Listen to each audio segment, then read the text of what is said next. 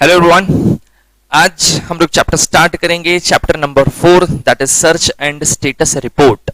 ठीक है, बहुत इंटरेस्टिंग चैप्टर है और एज अ सीएस बहुत काम आने वाला है ये चैप्टर, बराबर। क्योंकि सीएस की लाइफ में तुम लोग को ये काम बहुत बार करवाना पड़ेगा, मतलब बहुत बार करवाएंगे। या तो प्रैक्टिस में जाओगे तो क्लाइंट ये काम करवाएगा, और या तो जॉब करोगे तो बॉस तुम लोग का या बोर्ड ऑफ डायरेक्टर्स में से कोई भी पर्सन तुम लोग से ये काम करवाएगा। ठीक है, दैट इज सर्च, बराबर। अभी ये सब चीजें है क्या? क्योंकि देखो ऑब्वियसली अभी तक आपने एग्जीक्यूटिव लेवल पे ये सब चीजें इतनी शायद नहीं पड़ी है। ठीक है, कि सर्च एंड स्टेटस रिपोर्ट कि ये सब होता क्या है। तो पहले मैं आपको एक ओवरव्यू दे देता हूं।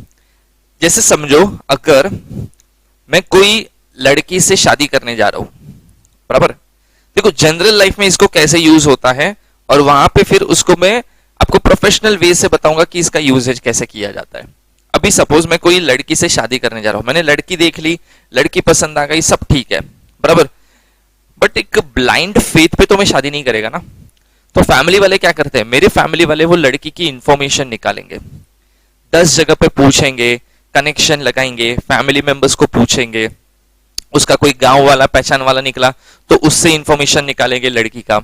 सेम वे से लड़की वाले भी मेरे लिए करेंगे, उसके मॉम डैड, लड़की के मॉम डैड मेरी इंफॉर्मेशन निकालेंगे कि पर्सन कैसा है, कैसा नेचर है, फैमिली का कैसा स्टेटस है, वो सब चीजें चेक करवाएंगे। क्यों? आपको जो दिखता है जरूरी नहीं है वो वैसा ही है, बराबर। होता कुछ और है, लोग दिखाते कुछ और है, और ये आजकल तो बहुत ज्यादा कॉमन प्रॉब्लम हो चुकी है, करेक्ट। तो ये जो चेकिंग की जा रही है, ठीक है, इसको बोला जाता है सर्च। ठीक है, वो सर्च कर रहे वो लोग, मेरी इंफॉर्मेशन करेंगे, निकालेंगे सारी चीजें, मैं सामने वाले की इंफॉर्मेशन निकालूंगा। और स्टेटस रिपोर्ट फिर एक वो रिपोर्ट बनता है। चलो वहां पे प्रैक्टिकल लाइफ में लड़का लड़की के केस में वो सब चीजें नहीं बनती है, बट अभी इसको मैं प्रोफेशनल तरीके से बताऊं कि सीएस क्या करेगा इसमें, सर्च एंड स्टेटस क्या लेता है। जैसे समझो तुम लोग कोई कंपनी के साथ डील करने वाले हो, बराबर।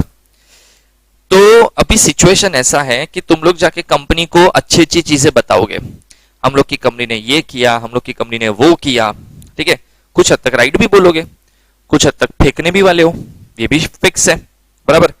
तो तुम लोग आज जो भी चीज बोल रहे हो, जैसे सपोज मैं मेरी कंपनी में कोई कंपनी के साथ डील करने जा रहा हूं, तो मैं सारी चीजें अपना एक प्रेजेंटेशन बताऊंगा उनको कि मैं ऐसा है, मेरी कंपनी वैसी है, ये है, हम लोग ने इतने साल से बिजनेस किया, इतना टर्नओवर है, इतना प्रॉफिट है, ये है, इतने एरिया में बिजनेस करते हैं हम लोग, ठीक है, इतनी सारी ब्रांच है, सब अच्छी अच्छी चीजें बताएगा। सामने वाला वो चीज को मानेगा, लेकिन नहीं भी मानते काफी लोग डाउट करते हैं। तो डाउट करने के लिए फिर वो लोग क्या करेंगे कि नहीं, इतना जो बोल रहा है, ये सब चीजें कर रहा है कि ऐसा है, इतना प्रॉफिट कमाता है, इतना टर्नओवर है, ऐसा सब कुछ जो भी है, ये कितने हद तक राइट है वो चेक करना पड़ेगा।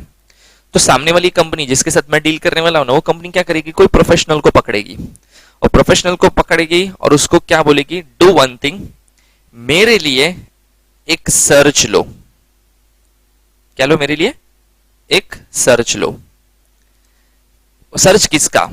वो जो मैं कंपनी में जिसके साथ मैं डील करने वाला, वो कंपनी मेरी कंपनी की सर्च ले रहा है।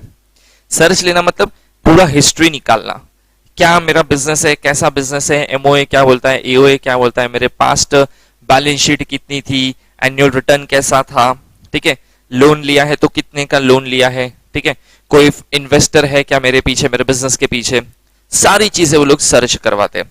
और उसके बाद उसका एक स्टेटस रिपोर्ट बनाता है वो प्रोफेशनल, और वो स्टेटस एक रिपोर्ट बनाएगा और वो रिपोर्ट वो कंपनी को देगा, और वो कंपनी को क्या बोलेगा कि ये भाई साहब की जो कंपनी है ना, उसका ये स्टेटस है, इतना लोन लिया है, इतना पैसा डुबाया है, इतने शेयर होल्डर है, इतना एनुअल रिटर्न है, सारी चीज है, बराबर। पूरा हिस्ट्री मेरे को दे देंगे, मतलब मेरी पूरी हिस्ट्री निकाल के उसके हाथ में दे दिया। अब वो हिस्ट्री निकाल के बाद में आप वो पर्सन को, प्रोफेशनल को, ये भी बताओ कि भाई मेरे को उसके साथ ऐसे ऐसे डील करना है, सो व्हाट यू थिंक, करना चाहिए कि नहीं करना चाहिए, बराबर। तो अपना पूरा सर्च लेके चेक करके बताएगा कि भाई इस पर्सन के साथ, मतलब मेरी कंपनी के साथ बिजनेस करना चाहिए कि नहीं करना चाहिए। तो देखो कल अगर आप बिना सर्च एंड स्टेटस रिपोर्ट के वो कंपनी के साथ, मतलब मेरे साथ ट्रांजैक्शन में वो कंपनी आ गया, मैंने कुछ कांड किया, या कांड करने की हैबिट ही है मेरी, ठीक है, और पास्ट में भी ये सब चीज की है, लेकिन कभी मेरा कोई चेकिंग नहीं किया गया, तो कंपनी को लॉस हो सकता है।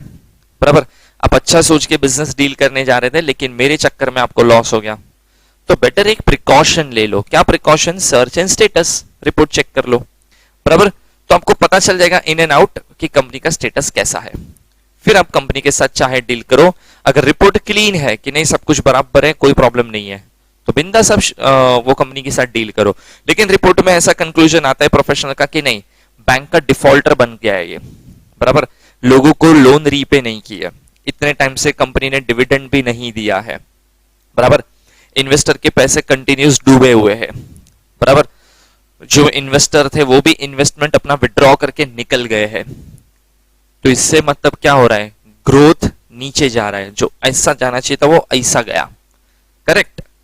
तो सामने वाली कंपनी को लगेगा कि नहीं भाई, अपने को इसके साथ डील नहीं करना है, तो जो लॉस हो रहा था ना, बचा लिया, बराबर। तो बस यही चीज प्रोफेशनल से करवाई जाती है, that is known as search and status report.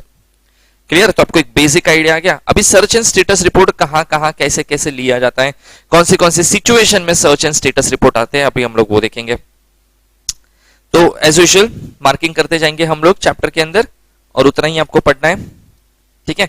चलो, सो स्टार्ट करते हैं इंट्रोडक्शन से। सो इंट्रोडक्शन में सबसे पहले आप मार्क करो, हाँ यहां पे ये वाला पार्ट, ठीक है। ऊपर का जो है ना, वो एक हिस्ट्री टाइप दिया है कि कंपनी क्या करता है, कैसा करता है, वो सब चीज, वो सब अपने को मतलब ही नहीं है, अपने को कंसेप्ट पे ही जाना है सीधा, करेक्ट। सो देखो क्या लिखा है, search and status report helps lender to assess the exact position of the company in terms of the compliance and standing in terms of loan service history. अगर कोई कंपनी को लोन देना चाहता, लोन देने का सोच रहा है, तो उसकी एग्जैक्ट पोजीशन क्या है कंपनी की, वो पता चलेगा इन टर्म्स ऑफ कंप्लायंस, कि कितना ढंग से लॉ को फॉलो कर रहा है वो भाई, and it standing in terms of loan service history, कि लोन जो अगर उसने पास्ट में भी ली है, बराबर, तो कितनी टाइम पे पेमेंट की है, कितनी जगह पे डिफॉल्ट किया है, कितनी बार बैंक ने लीगल एक्शन लिया है, बराबर। तो ये सब चीजें आपको पता चलेगी अगर आप सर्च एंड स्टेटस रिपोर्ट करवाओगे तो, ठीक है।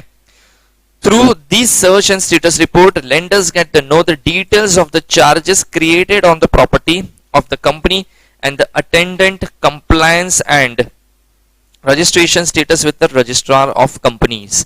आपने देखो चार्जेस का चैप्टर पढ़ा होगा एग्जीक्यूटिव लेवल पे, ठीक है। क्रिएशन ऑफ चार्ज, फिर registration of charge, modification of charge, satisfaction of charge, ये सब चीजें आपने पढ़ी थी, करेक्ट।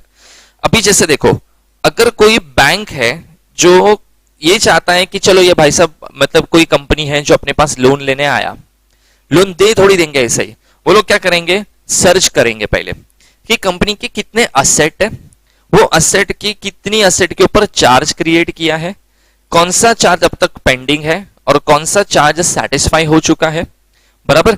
और जो भी रिपोर्ट में मतलब जैसे वो लोग जब सर्च लेते ना, तो वो चेक करते कि चलो 100 करोड़ का असेट है, 100 करोड़ के ऊपर कितने चार्ज क्रिएट किए हैं, बराबर। फिर वो सब का कैलकुलेशन किया जाता है, बराबर।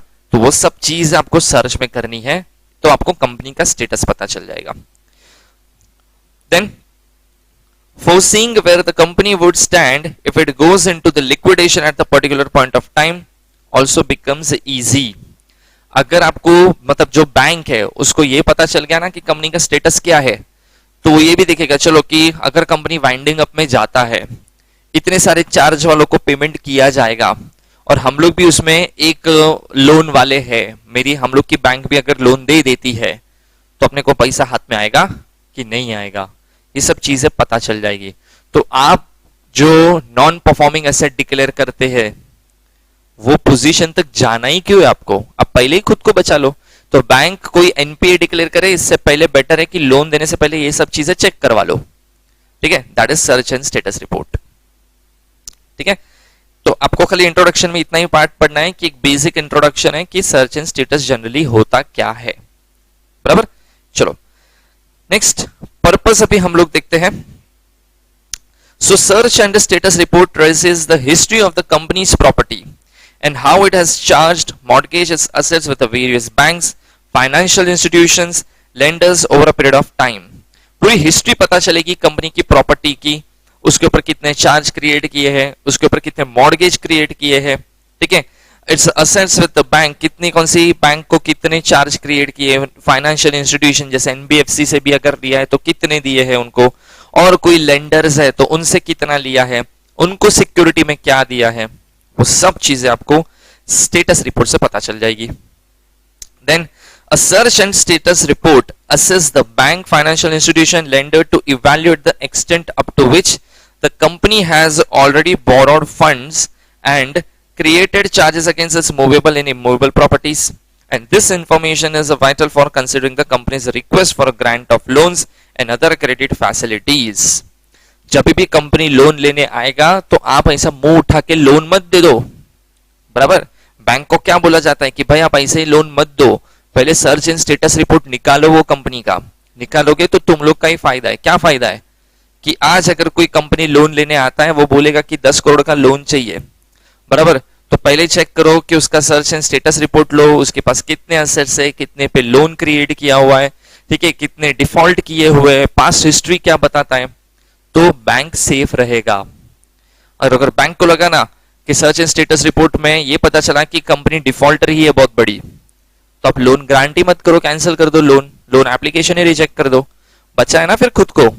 तो ये इससे बचने का, ये एक बचने का तरीका है। नहीं तो डुबा दो पैसा अपना, वैसे भी एनपीए धीरे धीरे इंडिया में बढ़ रहे हैं तो और बढ़ेगा इससे।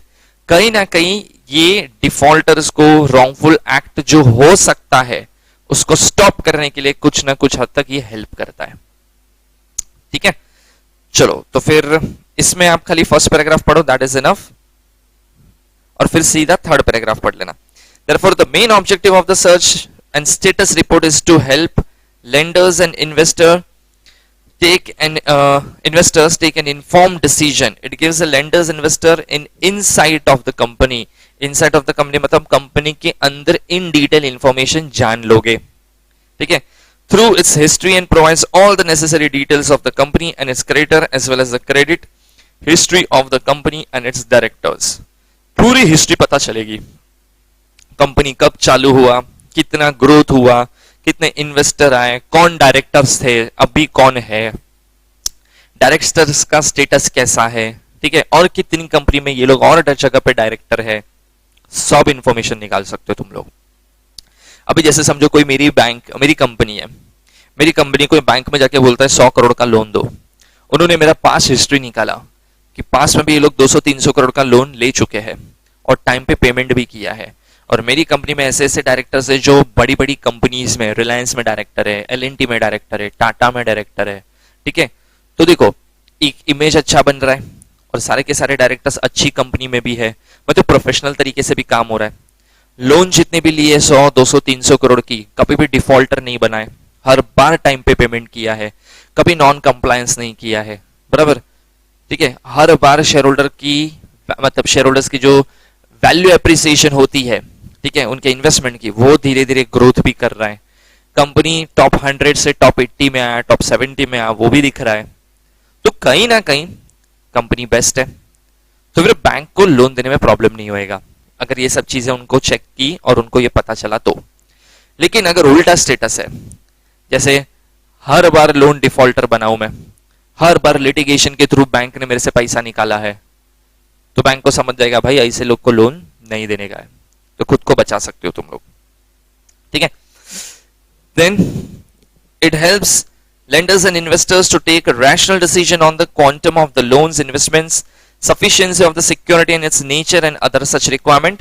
As the report provides historical information about the past charges created in favor of the earlier lenders, it enables new lenders, investors to access the exact position of the company and to foresee where they would stand if the company were get into liquidation. I think देखो ये वापस same घुमा फिरा के इधर आएगा हम लोग, अभी ऊपर भी हम लोग ने यही चीज पढ़ी थी, करेक्ट। तो आपको लास्ट तक पढ़ना है, जो यहाँ से पैराग्राफ स्टार्ट हो रहा है ना, देयरफॉर वहां से के लास्ट तक इन्वेस्टमेंट डिसीजन तक आपको मार्क करना है।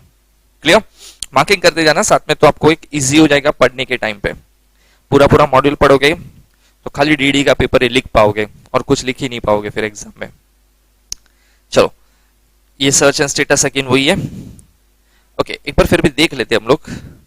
देखो क्या लिखा है, is not merely verbatim reporting of the information as made available but also supplemented by observation commented by CS or other such professionals who furnishes the report।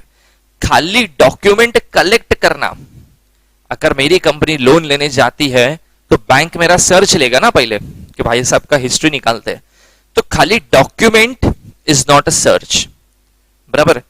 वो डॉक्यूमेंट आप प्रोफेशनल से निकालो, प्लस प्रोफेशनल्स को ये भी पूछो कि भाई इसके साथ डील करने जैसा है कि नहीं करने जैसा है, तू बता तेरे को क्या लगता है। तो बैंक, अगर सपोज जैसे मैं आईसीआईसीआई बैंक में जाता हूं और वो बैंक में जाके मैं बोलता हूं मेरे को 200 करोड़ का लोन चाहिए, बिजनेस है, ये मेरा बिजनेस है, ये मेरा ऑर्गेनाइजेशन है, ऐसा स्टेटस है, मैं तो बहुत अच्छा ही बोलेगा। तो आईसीआईसीआई बैंक क्या करेगा, आईसीआईसीआई सबसे पहले मेरा सर्च लेगा, सारी इंफॉर्मेशन निकालेगा, और वो इंफॉर्मेशन खुद नहीं निकालते। देखो जनरली क्या होता है, बैंक में उनके सीएस होते हैं तो ये काम उनसे करवा लेते हैं, या तो उनके जो पीसीएस होते हैं, प्रैक्टिसिंग सीएस होते हैं, उनसे करवाते हैं। हम लोग ये समझते हैं कि उनका ही बैंक का कोई सीएस है वो करेगा। तो जो आईसीआईसीआई का सीएस है ना, वो भाई साहब क्या करेगा, मेरी कंपनी का पूरा सर्च निकालेगा। सर्च निकालने के बाद वो सारे डॉक्यूमेंटेशन को चेक करेगा, ठीक है, डॉक्यूमेंटेशन करेक्ट है कि नहीं। देखो उतना करने के बाद वो अपना ओपिनियन भी बताएगा कि अकॉर्डिंग टू मी तुम लोग को ये कंपनी को लोन देना चाहिए कि नहीं देना चाहिए, बराबर। तो खाली डॉक्यूमेंट जमा करके दे देना is not a search. Search एक स्टेप आगे तक जाता है, क्या, डॉक्यूमेंट जमा करके भी देना, प्लस उस डॉक्यूमेंट के ऊपर प्रोफेशनल से कमेंट भी लेना कि भाई तू बता करना चाहिए कि नहीं करना चाहिए, बराबर। तो इसको बोला जाता है प्रॉपर सर्च लेना। वो कोई भी प्रोफेशनल से करा सकते हो, सीएस से करा सकते हो, सीए से करा सकते हो, लॉयर से करा सकते हो, ठीक है। Then it has two facets, that is the first being search involving the physical inspection of the document, and the second activity status, which comprises of the reporting of the information made available by the search. Thus it acts as a progress report of the company and gives a ready reference to the exact situation। ये आपको एक ready reference, एक proper report बन गया आपका, और exact situation company की क्या है वो आपको पता चल गया। तो आपके लिए बहुत अच्छी चीज हो गई, ठीक है। चलो नेक्स्ट देखते हैं हम लोग स्कोप एंड इंपॉर्टेंस, और इसको आप मार्क करो मोस्ट इंपॉर्टेंट।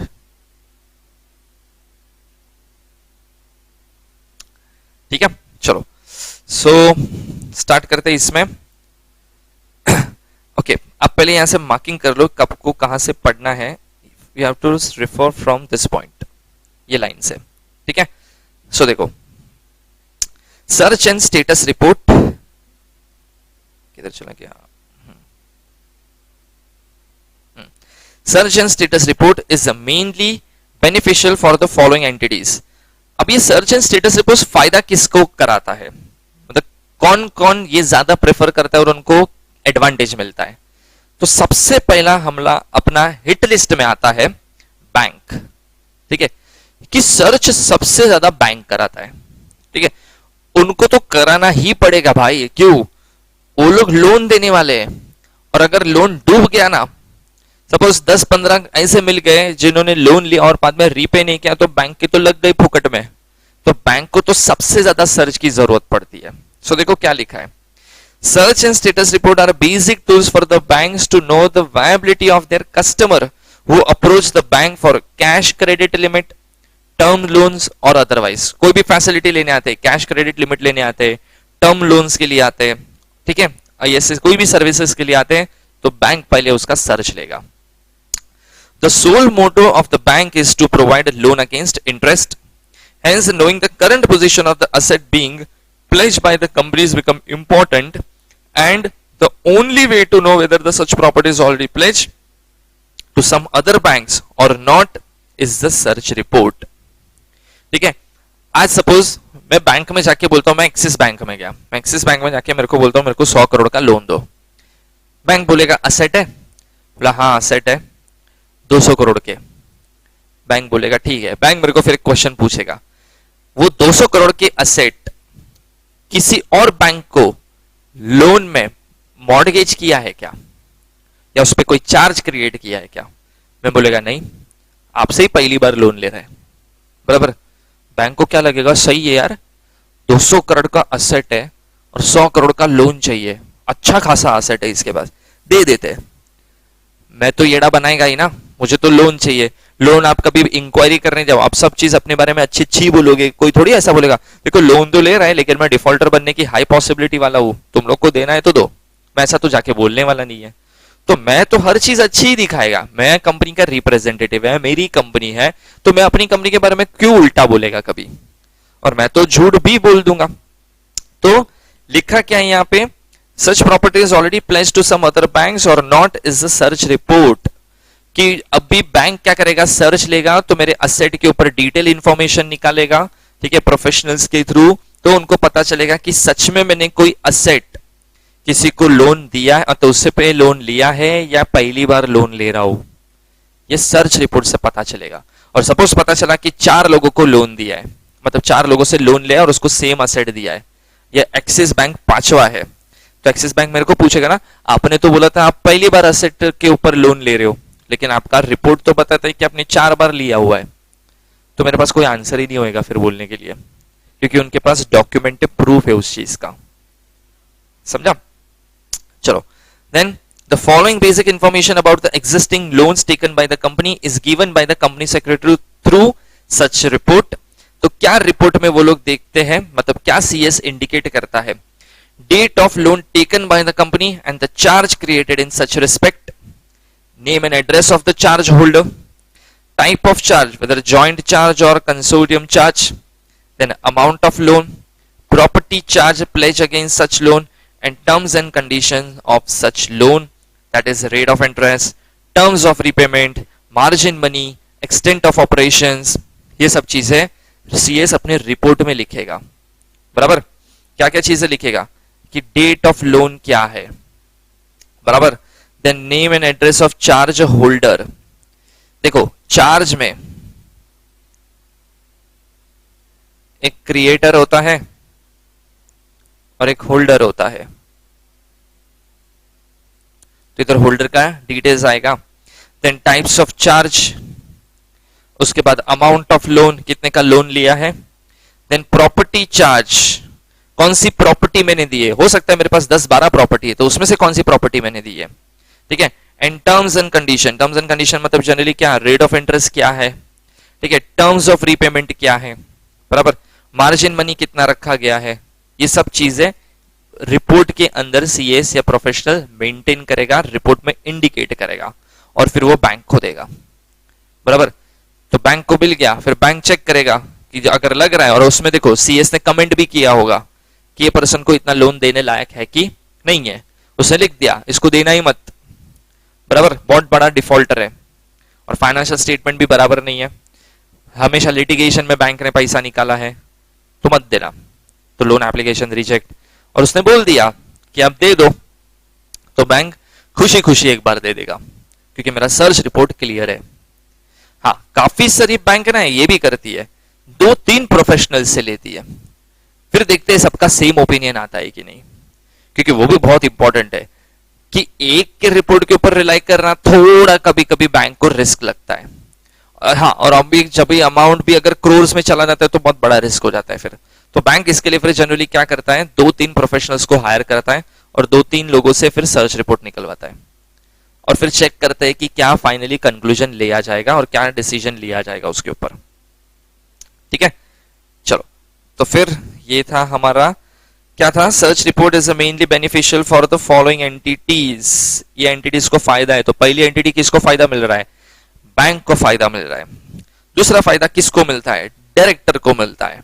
कैसे, an individual before becoming director of the company may get the search report prepared from a professional for the following reasons: to know the present directors of the company, to know the assets and the liabilities of the company, to know the complete history as per ROC records since incorporation, ठीक है। ये सब चीज भी वो लोग check कर लेते हैं कि अगर मैं कोई कंपनी में डायरेक्टर बनने जा रहा हूं तो मैं कंपनी का हिस्ट्री देख लूं ना, पता चला कल मैं ऐसी कंपनी में चला गया डायरेक्टर जहां पे कांड ही कांड हो रहा है, तो मेरे तो फुकड़ में बैंड बजेगी। ये देखो, ये चीज मैंने, बोलते ना, मेरे घर से ही सीखी है एक चीज। लाइक जैसे मेरी वाइफ है ना, अगर वो कभी भी जॉब के, जैसे उसने जब लास्ट जॉब के लिए जब अप्लाई किया था, right now she is working in one organisation, so उसने जब लास्ट जॉब के लिए अप्लाई किया था ना, तो उसका आदत है, उसने 4-5 जगह इंटरव्यू देते हैं। जहां से भी इंटरव्यू का कॉल आता है ना, उसका सबसे पहला हैबिट कंपनी का नाम वाम नोट कर लेगी। अभी सर्च है ना, ऑनलाइन सर्च आप ले सकते हो, और वो कैसा, उसके पास अराउंड 8 साल के आसपास का सीएस की फील्ड का एक्सपीरियंस है, बराबर। अब 8-9 साल का एक्सपीरियंस हो गया ना, तो उसको पता है सर्च कैसे लिया जाता है, उसने वो चीज सीखी है। सो हमेशा क्या करते हैं, जब भी कोई भी कंपनी का आया कॉल कि you can come for interview, we can schedule your interview, तो वो पहले हिस्ट्री निकालती है, पूरी कंपनी की डिटेल्स निकालेगी। देखो, सर्च का कुछ ज्यादा से ज्यादा 100 रुपया लगता है ऑनलाइन पेमेंट। प्रोफेशनल से करवाओगे तो वो 4-5 हजार 10 हजार फीस ले लेगा, लेकिन इसको तो सबको खुद आता है, तो वो क्या करती है, 100 रुपया डालती है। वो जो 100 रुपया जाएगा ना, मेरे को चलेगा, लेकिन पूरा कंपनी का हिस्ट्री निकालते हैं। उसमें एक बार इसने ना, वो ये सब चीज कर देती, तो मेरे को कभी कभी बताती भी है। तो उसने एक बार मेरे को बोला था, उसको एक कंपनी से ऑफर आया था, ठीक है, वो कंपनी की ऑफर आए थे ना, तो उसमें देखो उसने सर्च लिया ना, तो देखो उसको कितना फायदा हुआ। तब मेरे को लगा हाँ यार, सर्च रिपोर्ट बहुत बेस्ट चीज है। उसको एक, मैं कंपनी का नाम नहीं बताएगा, उसको एक कंपनी से ऑफर था। जब कंपनी से ऑफर आया, तो ये मैडम ने क्या किया, सर्च निकाला। सर्च में देखो कंपनी में क्या क्या चीजें उसको पता चली, ठीक है। कंपनी को, मतलब ये चीज उसको पता चली कि कंपनी है ना, बहुत सारी लोन ले चुका है और अभी लिटिगेशन में है, और बैंक लीगल वे से वो लोन को रिकवर कर रहा है। ये चीज पहले पता चली। दूसरा ये पता चला कि लास्ट जो सीएस था वो कंपनी का, वो 3 महीने के अंदर ही जॉब छोड़ के चला गया, बराबर। तीसरा चीज उसको क्या पता चला कि जो कंपनी के कुछ 11 डायरेक्टर थे, 11 डायरेक्टर के ऊपर ना 3 के ऊपर क्रिमिनल केस चल रहा है, बराबर। मतलब देखो क्या क्या पता चला उसको कि लिटिगेशन है, देन 3 मंथ्स में जो लास्ट सीएस था, अपॉइंटमेंट के बाद 3 महीने के अंदर सीएस कंपनी छोड़ के भाग गया। और वो उसने ये भी देखा, मतलब उसने रिपोर्ट्स दिए, वो सब कुछ चीजें निकाली, उसको ये तक पता चला कि वो जो सीएस था ना, उसकी वो टाइम पे सैलरी 8 लाख पर एनम थी। 8 लाख का सैलरी, मतलब on an average 60-70,000 per month का सैलरी। कोई 3 महीने में छोड़ के जाएगा तो कुछ तो गलत हुआ रहेगा ना, तभी जाएगा। देन 11 डायरेक्टर के से 3 डायरेक्टर के ऊपर क्रिमिनल केसेस चल रहे हैं, बराबर। तो उसने मेरे को क्या बोला कि इंटरव्यू तो चलो मैं दे दूंगी, लेकिन ये सब चीजें मेरे को पता चली, तो अगर आगे कुछ कम्युनिकेशन होता है, वो लोग मुझे सिलेक्ट करते हैं इंटरव्यू के बेस पे, फर्स्ट राउंड के बेस पे, तो फिर मैं आगे बोल दूंगी कि नहीं, मेरे को दूसरी जगह अप्रोच किया है मैंने, और वहां से पॉजिटिव रिस्पॉन्स है, पैकेज भी ज्यादा है, तो मैं उधर जा रही हूँ। प्यार से ना बोल दूंगी कि मेरे को नहीं करना है, आई एम नॉट इंटरेस्टेड। देखो, ये सब चीज आपको कंपनी में जाने के बाद पता चलता, और आप उसके चक्कर में अच्छी अच्छी अपॉर्चुनिटीज छोड़ देते, अच्छी अच्छी कंपनीज को छोड़ देते, तो दुख होएगा ना कि फुकट में इधर आ गया, अभी इधर ऐसे लोग के साथ काम करना पड़ रहा है, कंपनी ने तो ऐसा हिस्ट्री मेंटेन करके रखा है, कितनी अच्छी अच्छी कंपनी आ रही थी, मैंने सबको ना बोला इसके चक्कर में। तो बेटर यार सर्च ले लो। और अभी भी उसका हमेशा का एक एटीट्यूड है, कभी भी कोई भी कंपनी से ऑफर आता है, अभी तो चलो एक स्टेबल जॉब हो गया है, लेकिन जब भी कभी भी कोई भी कंपनी से ऑफर आएगा ना, या कोई भी अगर उसको पूछेगा ना कि इधर से मेरे को ऑफर है, उसके फ्रेंड सर्कल्स में या हम लोग के रिलेटिव्स में, तो सब उसको पूछते हैं कि मैडम जरा रिपोर्ट बना के दो ना, बात बताओ ना स्टेटस क्या है कंपनी का। क्योंकि मेरे कजिन को भी उसने हेल्प किया था, उसको कुछ अच्छा जॉब ऑफर हुआ था एक कंपनी से, लिस्टेड कंपनी था, तो उसने उसकी हिस्ट्री पूरी निकाली और हिस्ट्री बहुत अच्छी थी, कोई डिफॉल्ट ये वो कुछ भी नहीं था। तो मेरी वाइफ ने उसको सजेस्ट किया था कि बिंदास ज्वाइन कर, कोई प्रॉब्लम नहीं है। तो देखो कितना हेल्प होता है आपको ये सर्च रिपोर्ट बनाने से, ठीक है। चलो नेक्स्ट देखो, by shareholders. So shareholder को भी क्या फायदा मिलता है अगर सर्च रिपोर्ट के ऊपर वो लोग ध्यान देते हैं तो, to know the status of the company, to know the status of their shares held in the company, then to know the directors of the company, and to know the complete history as per ROC records since incorporation. इतनी सारी चीजें उनको भी help करेगी, ये सब information वो लोग को मिलेगी। गवर्नमेंट अथॉरिटी को भी देखो, income tax authority, RBI, SEBI, ये लोग भी सर्च रिपोर्ट कराते हैं कभी भी, ठीक है, तो उनको भी कंपनी का स्टेटस पूरा पता चलता है, इन एंड आउट क्या कंपनी में चल रहा है, कैसा कंपनी है, सब कुछ। एंड कस्टमर्स एंड सप्लायर्स भी आजकल सर्च लेते हैं। कस्टमर वो कस्टमर जो बल्क क्वांटिटी में डील करने जाता है या कोई कॉन्ट्रैक्ट के थ्रू डील करने जाता है, तब तुम लोग एक पार्ले जी का बिस्किट खरीदने जाओगे तो पार्ले जी की कंपनी का सर्च नहीं निकालोगे, उधर कोई लॉजिक नहीं है। लेकिन अगर मैं अच्छी खासी बड़ी डील कर रहा हूं, कोई कॉन्ट्रैक्ट बना रहा हूं कंपनी के साथ एज अ कस्टमर, तो वो लोग भी सर्च निकालते हैं, बराबर। जो अपने जैसे रिटेल कंज्यूमर है, 5 किलो 10 किलो सब गुड्स लेके आते, छोटी छोटी डेली यूजेज के प्रोडक्ट खरीदते, हम लोग कंपनी की सर्च निकालने नहीं बैठते, ठीक है। चलो नेक्स्ट आगे बढ़ते हैं। Search of charges registered under companies act 2013। सो इसमें पहले section 77 subsection 1 provides that it shall be the duty of every company creating charge within or outside India on its property or assets or in its undertaking, whether tangible or otherwise, and situated in or outside India, to register the particulars of the charge signed by the company in the charge holder together with the instrument, if any, creating such charge in form CHG1 or CHG9 on payment of fees within 30 days। कि जब भी कोई भी company charge create करे, देखो ये तुम लोग ने रूल पढ़ा होगा सेक्शन 77 का, कि कभी भी कोई भी कंपनी जब चार्ज क्रिएट करता है, फिर वो चाहे वो प्रॉपर्टी जो चार्ज में दे रहा है बैंक को, वो इंडिया में सिचुएटेड है कि आउट ऑफ इंडिया में सिचुएटेड है, उससे कोई फर्क नहीं पड़ता है। लेकिन ये जो भी चार्ज क्रिएट होगा वो रजिस्टर होना चाहिए, CHG1, CHG9, CHG1 other than debentures and CHG9 for debentures, ठीक है। तो उनको रजिस्टर करना पड़ेगा with in 30 days of the creation of the charge, बराबर। ये रूल हर कंपनी को फॉलो करना है कि उनको चार्ज रजिस्टर करना पड़ेगा, कंपलसरी, ठीक है। The registrar may on application by the company allow such registration to be made, provided that the registrar may on an application by the company allow such registration to be made in case of charge created before the announcement of the company's ordinance 2019 within a period of 300 days of such creation, and in case of charge created on or after commencement of the company's ordinance 2019 within a period of 60 days of such creation। Correct, ये अपने executive में ये अपने rule पढ़ा होगा। Provided further that in clause A to the first provision, the registration of the charge shall be made within the 6 months from the date of the commencement of the company's ordinance. On payment of such additional fees may be prescribed, and different fees as may be prescribed for the different class of the companies. And in clause B वो वाला rule हो गया 60 days, बराबर।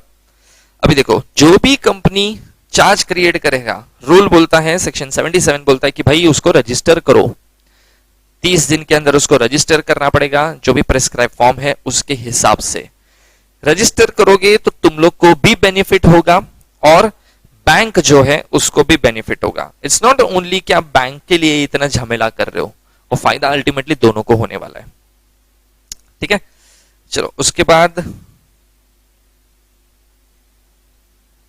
Okay, आगे का सीधा यहां पे आपको आना है। अभी यहां पे सेक्शन 77 सबसेक्शन 2, ठीक है। तो ऊपर जहां तक मैंने आपको रीड कराया वहां तक आप मार्क कर दो, उसके बाद सेक्शन 77 सबसेक्शन 2 पे आ जाओ और वहां पे मार्क करो, वो पैराग्राफ पूरा मार्क कर दो। सो लिखो क्या लिखा है। When the charge is registered with the registrar under section 77(1), he shall issue a certificate of registration of such charge in form CHG2, and for registration or of modification of charge in form CHG3 to person in whose favor charge is created। ये देखो अपने पूरा executive में पढ़ा था, ठीक है। Charge का अपने प्रॉपर लेकर पढ़ा रहेगा तो CHG1, CHG2, CHG3 काफी सारे फॉर्म्स थे, करेक्ट। उसके बाद सीधा यहाँ पे आ जाओ, नेक्स्ट पैराग्राफ को छोड़ के उसके बाद वाले पैराग्राफ अकॉर्डिंग टू सेक्शन 82 पे। अकॉर्डिंग टू सेक्शन 82 क्या लिखा है कि जब भी आप चार्ज का लोन का पूरा पेमेंट कर दो तो सैटिस्फैक्शन ऑफ चार्ज हो गया। सैटिस्फैक्शन ऑफ चार्ज कितने दिन में करना है? Within 30 days from the date of such payment, बराबर। तो वो 30 दिन में आपको करना पड़ेगा। और लास्ट में लिखा है the registrar on an application by the company or the charge holder allow such intimation of payment of satisfaction to be made within a period of 300 days of such payment or a satisfaction on the payment of additional fees। 300 days तक कर सकते हो, लेकिन उसके बाद additional fees भरनी पड़ेगी तुम लोग को। चलो उसके बाद यहां पे आ जाओ। Next is transaction requiring charge under registration. So देखो इसको इंपॉर्टेंट मार्क करना, ठीक है, इंपॉर्टेंट टॉपिक है ये अपना, ट्रांजैक्शन रिक्वायरिंग चार्ज रजिस्ट्रेशन। चलो स्टार्ट करते हैं। So every company creating charge has to register the particulars of the charge sign by the company and the charge holder together with the instrument.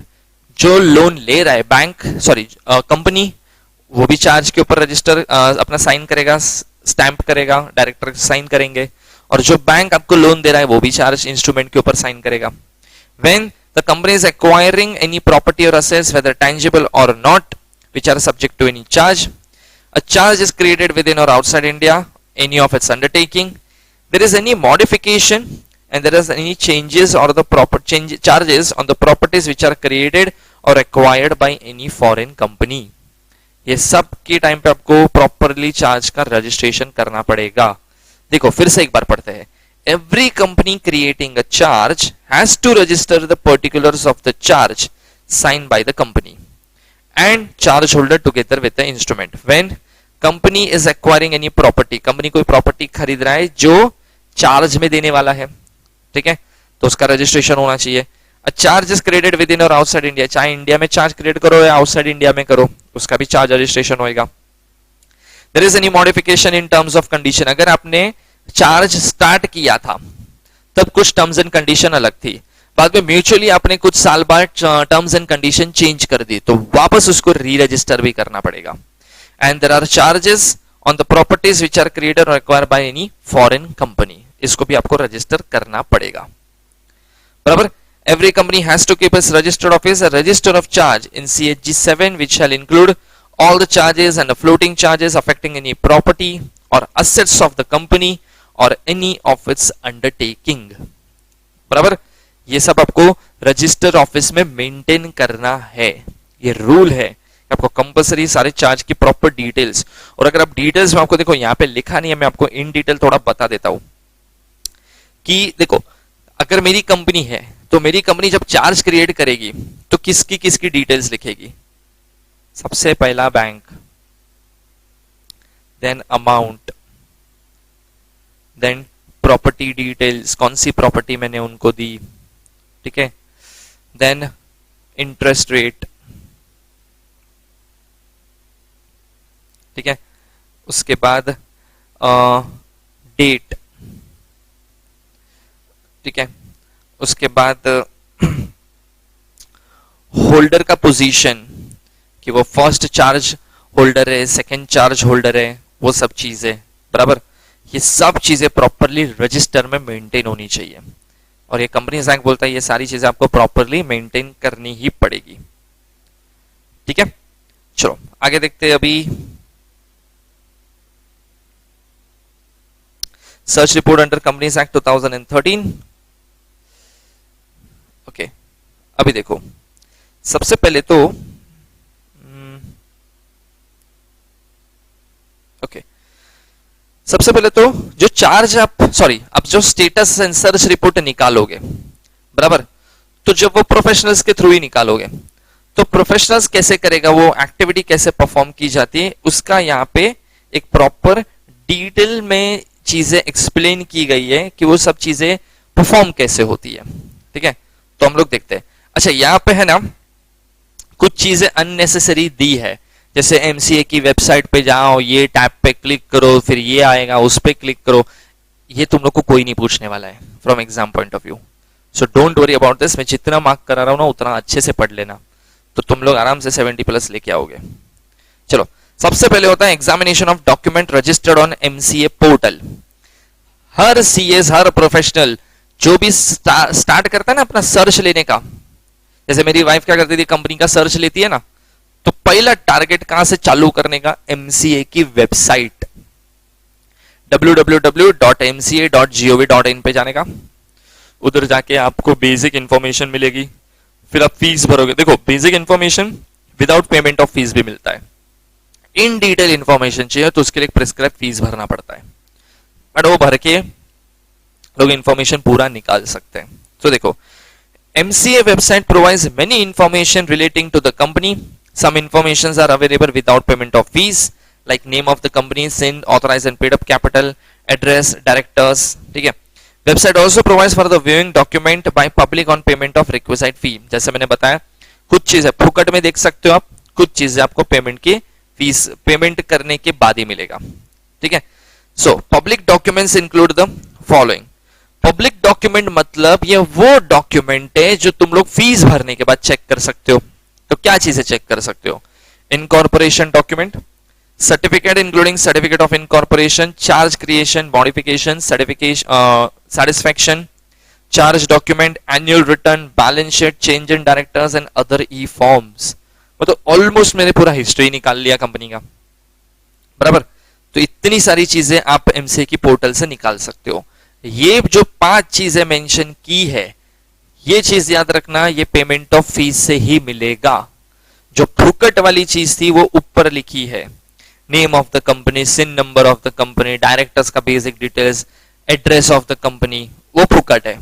लेकिन उतनी information से आप कोई accurate decision पे नहीं जा सकते ना। खाली एड्रेस लेके मैं क्या करूं, खाली कंपनी का डायरेक्टर का लिस्ट देख के मैं क्या करूं, उतना इनफ नहीं है मेरे लिए, बराबर। तो ये 5 चीजें आपको चाहिए, ये पेमेंट ऑफ फीस के बाद मिलेगा। However, there are certain documents which are not allowed for the public inspection. कुछ डॉक्यूमेंट ऐसे भी है जो फीस भरने के बाद भी नहीं मिलेगा। For example, no person shall be entitled to inspect or obtain a copies of the resolution filed under section 179 subsection 3 and the rules made thereunder. तो ये इंफॉर्मेशन आपको कभी नहीं मिलेगा, बराबर। Then MCA offers a facility to view the document and also search and other facilities of the public document. This facility is handy for user and bank and financial institution while sanctioning loans. This facility enables a viewing of a public document of a companies for which payment has been made by the user. The documents can be viewed only within 7 days after the payment has been confirmed. Also, the documents are available for only 3 hours after the user has started viewing its first document of the company. ये बहुत best rule है इनका। देखो मैं आपको बता देता हूं कैसा ये रूल अप्लाई होता है। ठीक है, स्टार्ट करते हैं हम लोग। देखो समझो मैंने 1 जुलाई को 2020 को फीस भरा, तो मेरे पास इंफॉर्मेशन में कितने दिन तक देख सकता हूं, 7 डेज तक मैं देख सकता हूं। ठीक है, 7 दिन तक आप कंपनी के पब्लिक डॉक्यूमेंट्स चेक कर सकते हो। Validity is only for 7 days, बराबर। अब जब 7 डेज का भी वैलिडिटी ना, तो उसमें भी कैसा है, पर डे 3 hours ओनली। एक दिन खाली कितना, एक दिन में 3 घंटा, उससे ज्यादा नहीं। इसमें भी देखो कैसा रूल है, ये वहां पे लिखा नहीं है, बट ये चीज मैंने प्रैक्टिस जब मतलब मैंने जब अपनी आर्टिकलशिप ट्रेनिंग ली थी, या आज भी मैं जब क्लाइंट का काम करता हूं कभी भी, तो ये चीज मुझे पता है रूल में कैसा है, तो वो मैं आपको थोड़ा इन डिटेल भी बता देता हूं जो शायद बुक में नहीं लिखा है। ठीक है, पर डे 3 hours है, लेकिन पर डे में भी पता है कैसा रूल है। समझो मैंने सुबह लॉग इन किया 10 AM, तो मेरा 3 घंटा स्टार्ट, 3 घंटा मेरा खत्म कब होएगा, 11, 12, 1, सो 1 PM। जैसे 1 PM होएगा ऑटोमेटिकली लॉग आउट हो जाएगा और आपको व्यू करने को नहीं मिलेगा। अभी नेक्स्ट दिन आओ, ठीक है। लेकिन इसमें भी देखो कैसा है, अगर आपने 10 बजे स्टार्ट किया, फिर 12 बजे, समझो 11 बजे आप नाश्ता करने गए, तो आपने 11 बजे क्या किया, लॉग आउट किया, 1 घंटा यूज किया। देखने जाओगे तो कितना घंटा बचा है अभी भी, 2। लेकिन नहीं, आपका 3 घंटा खत्म, या ऐसा ही मान लिया जाएगा। मतलब मैंने लॉग इन किया, मैं हाफ एन आवर में लॉग आउट करके निकल गया, खत्म, 3 घंटा हो गया। ठीक है, तो एक बार आओ तो 3 घंटे चिपक के बैठो, ठीक है। अभी जैसे ये रूल है ना, ये बहुत, अभी जैसे देखो प्रोफेशनल्स को तो सबको पता है, इसके लिए लोग ना सर्च लेने बैठते हैं ना तो बहुत सोच समझ के बैठते हैं। क्योंकि मैं जब आर्टिकलशिप कर रहा था ना, मेरे को आज भी याद है आर्टिकलशिप में मेरे साथ क्या हुआ था। मेरे सर फर्स्ट टाइम मेरे को सर्च कैसे लेते हैं ना वो सिखा रहे थे। तो उन्होंने बोला कि देखो अभी हम लोग ने पब्लिक डॉक्यूमेंट की लिस्ट में आ गए, अभी तू जैसे इस पे क्लिक करेगा, ठीक है, तो सर्च स्टार्ट, तेरा 3 घंटे का काउंटडाउन चालू। और वो कर्सर है ना उधर ही था, और गलती से मेरे से क्लिक हो गया।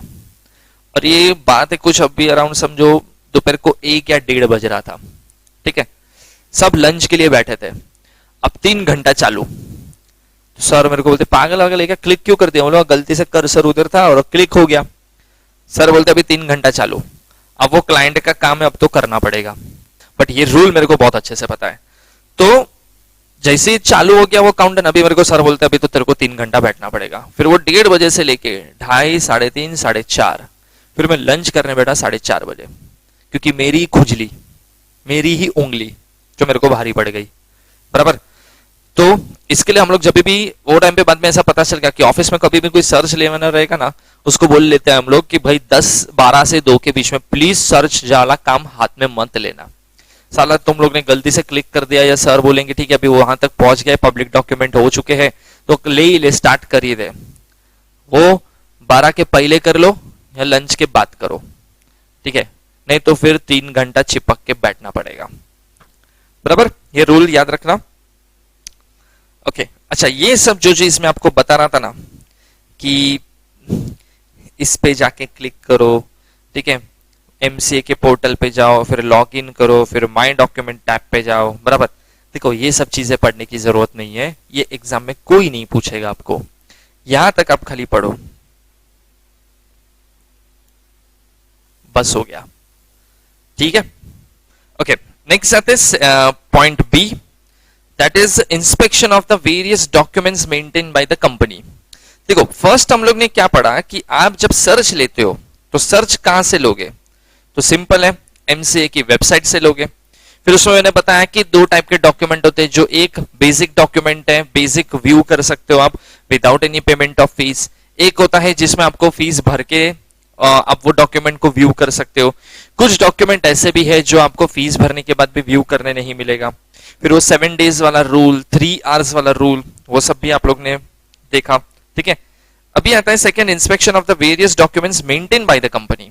अभी उसमें देखो, according to the scope of the search report, the professional should go through the various documents required for the purpose of the report.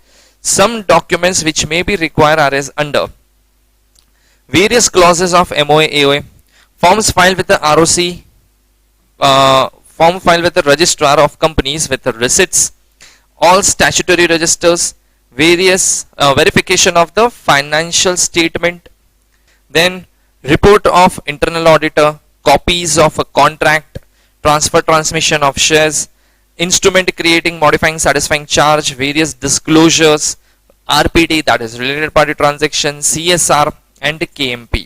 ये सब डिटेल्स भी तुम लोग चेक कर सकते हो। नेक्स्ट आता है cross verification of document from the MCA records. अभी देखो क्रॉस वेरिफिकेशन आपको करना पड़ता है क्योंकि काफी टाइम चीजें ऐसी होती है मैनिपुलेट कर दिया जाता है या कुछ ना कुछ मिस स्टेटमेंट बनाए जाते हैं, तो आपको क्रॉस वेरिफिकेशन भी करना चाहिए। सो देखो, some financial institution require a report of by CS in practice on a certain additional points relevant and important for them. A separate report can be given after inspection or verifying the documents and the records available with the registrar of the company. The points normally covered under such report. जैसे देखो, अगर मैं बोलता हूं name of the company, suppose इस चीज को verify करना है, तो कैसे वेरीफाई करोगे? So MOA AOA, certificate of incorporation और fresh certificate of incorporation, change of name. Company का एमओए एओए सबसे पहले चेक करने का, उसमें नाम होगा लेकिन उसमें नाम अलग है और पोर्टल पे नाम अलग है, तो मतलब कुछ चेंज ऑफ नेम हुआ है क्या, वो भी चीज चेक करने की, बराबर। इस तरीके से आप वेरीफाई करो। देन डेट ऑफ इनकॉर्पोरेशन, अगर आपको ढूंढना है कि what is the date of incorporation, तो आपको सर्टिफिकेट ऑफ इनकॉर्पोरेशन के ऊपर जो डेट है उसको कंसिडर कर लेना है। पॉइंट नंबर 3 देखते हैं। Then company number, that is CIN number. तो वो कैसे चेक किया जाएगा? तो सामने सर्टिफिकेट ऑफ इनकॉर्पोरेशन आप चेक कर लो, फ्रेश सर्टिफिकेट अगर नाम चेंज हुआ है, ठीक है, तो उस तरीके से भी आप चेक कर सकते हो। देन रजिस्टर्ड ऑफिस अगर एड्रेस क्या है वो चेक करना है, क्रॉस वेरीफाई करना है, then you can check INC 22, MGT 14, या तो फिर रेजोल्यूशन ऑफ बोर्ड और general body INC 28 with a copy of NCLT order. Then name and address of the present directors, तो उसके लिए आप AOA चेक कर दो, लेकिन AOA से खाली आपको जो फर्स्ट डायरेक्टर्स से जनरली वही लिस्ट मिलेगा। अगर डायरेक्टर्स ऐड हुए हैं तो फिर आप DIR 12 और रजिस्टर ऑफ डायरेक्टर्स चेक कर लो, वो बेस्ट है। Then authorize share capital of the company check करना है तो MOA या तो SH7 एंड MGT 14 चेक कर सकते हो, ठीक है।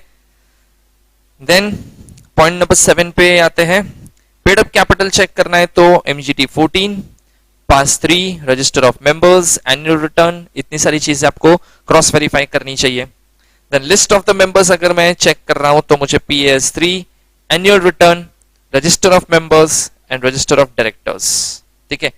हाँ, इसमें देखो आगे लिखा है the name of the directors to be specifically mention in such list of share holders. कोई डायरेक्टर के हाथ में भी अगर शेयर्स है तो उसका भी लिस्ट आपको उसको भी कंसिडर करना है, इसके लिए यहाँ पे रजिस्टर ऑफ डायरेक्टर लिखा गया है, बराबर। अदरवाइज तुम लोग सोचोगे शेयर होल्डर की लिस्ट में डायरेक्टर कहां से घुस गया बीच में, तो इस तरीके से वो बीच में उसको ऐड किया जाता है और उसका भी चेक करना, होल्डिंग के कितना है वो भी बहुत जरूरी है।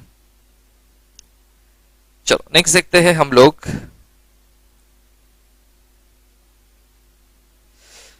पॉइंट 9 है the provisions in the AOA। तो अगर वो सब चीजें चेक कर रही है तो AOA चेक करो, या तो फिर जो भी टेबल को अडॉप्ट किया गया है वो चेक कर लो। Main objects of the company तो MOA चेक कर लो, सबसे बेस्ट, ठीक है।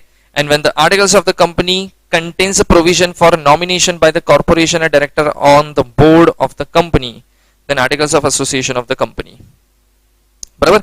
इतनी सारी चीजें आपको क्रॉस वेरीफाई करनी है। हर एक आइटम के लिए कोई ना कोई चीज क्रॉस वेरिफिकेशन के लिए है तो आपको करना पड़ेगा, इससे उसकी एक्यूरेसी और उसकी रिलायबिलिटी बढ़ जाती है। चलो नेक्स्ट देखते हैं हम लोग। अच्छा, अभी मैं जो मार्क करा रहा हूं आपको वहां से पढ़ना है, क्योंकि अननेसेसरी भी कुछ ना कुछ चीजें रिपीटेड है यहां पे। सो ये सब कुछ भी मत पढ़ो, इतना इनफ है आपके लिए।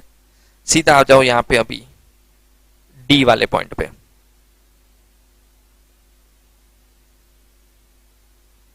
ठीक है, देखो compilation and the preparation of search report. तो हम लोग ने ऊपर 3 पॉइंट पढ़े, वो MCA वाला फर्स्ट पॉइंट था, ठीक है। अभी हम लोग लास्ट पॉइंट पे आते हैं, सेकंड लास्ट पॉइंट पे आते हैं, फोर्थ पॉइंट पे, compilation and the preparation of search report. So search report compile on the basis of the scrutiny of the above documents. Scrutiny मतलब चेकिंग। तो आप जो भी सर्च रिपोर्ट बनाओगे ऊपर के सारे डॉक्यूमेंट चेक करने के बाद बनाओगे, ठीक है। Therefore related and restricted to only those documents which are available for the inspection।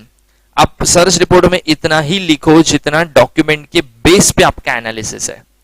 जो डॉक्यूमेंट आपको नहीं मिला, नहीं दिखा, या आपको अवेलेबल नहीं था, या वो अलाउड नहीं है चेक करना पब्लिक डॉक्यूमेंट में, उसके ऊपर प्लीज अजम्पशन नहीं देना है। ये प्रोफेशनल का एक ड्यूटी बनता है, ठीक है। An index of the charge is prepared as the website of MCA. This index provides the charge ID, date of filing of the document, charge amount secured, name of the charge holder। अब MCA की website पे जाओगे ना ये search लेने के time पे, तो आपको पूरा चार्ज का इंडेक्स मिलेगा, उसमें पूरा लंबा लिस्ट होएगा कंपनी ने जितने भी चार्ज क्रिएट किए होंगे, और वो इंडेक्स में आपको क्या क्या चीजें मिलेगी, तो चार्ज का आईडी मिलेगा, और आईडी भी सीरीज वाइज होता है, ठीक है। Date of filing of the document, charge amount secured, name of the charge holder, address, ये सारी चीजें आपको प्रॉपर इंडेक्स में मिलेगी। तो आपको क्रॉस वेरिफिकेशन के लिए, चेकिंग के लिए, कैलकुलेशन के लिए बहुत इजी होता है। जैसे देखो एक एग्जांपल देता हूं, ये इंडेक्स कैसा बनाया जाता है। समझो मेरी कंपनी ने 1 करोड़ का लोन लिया, बराबर। तो आप इंडेक्स देखोगे ना तो क्रिएशन ऑफ चार्ज में कितना दिखेगा, 1 CR। लेकिन जब बोलते हैं ना मॉडिफिकेशन ऑफ चार्ज, जब आप पेमेंट करोगे तो धीरे धीरे आपका लोन अमाउंट कम होते जाएगा। समझो मैं हर महीने 1-1 लाख रुपया EMI भर रहा हूं, हर महीने का 1 लाख रुपया मेरा EMI जाता है, बराबर। तो अगर आप देखोगे ना तो ये समझो रजिस्टर है, आईडी 1 होएगा, इसमें 1 लाख, सपोज अप्रैल, ठीक है। एक मिनट मैं फिर से लिखता हूं, ओके। सो अगर मैंने 1 करोड़ का लोन लिया और मैं हर महीने क्या कर रहा हूं, लोन भर रहा हूं, 1 लाख रुपए का ईएमआई मेरा जाता है। सो यहाँ पे होएगा समझो मंथ, ठीक है, यहाँ पे होएगा नंबर, यहाँ पे होएगा अमाउंट। तो समझो मंथ हो गया मेरा मई 1 लाख, जून देन 2 1 लाख, देन जुलाई 3 1 लाख। तो यहाँ पे 1 लाख है तो बाजू में लिखा रहेगा 99 लैक्स, तो वो पेंडिंग अमाउंट। देन 1 लाख है यहाँ पे तो बाजू में अभी लिखा रहेगा 98 लैक्स, फिर तीसरे के सामने लिखा रहेगा 97 लाख।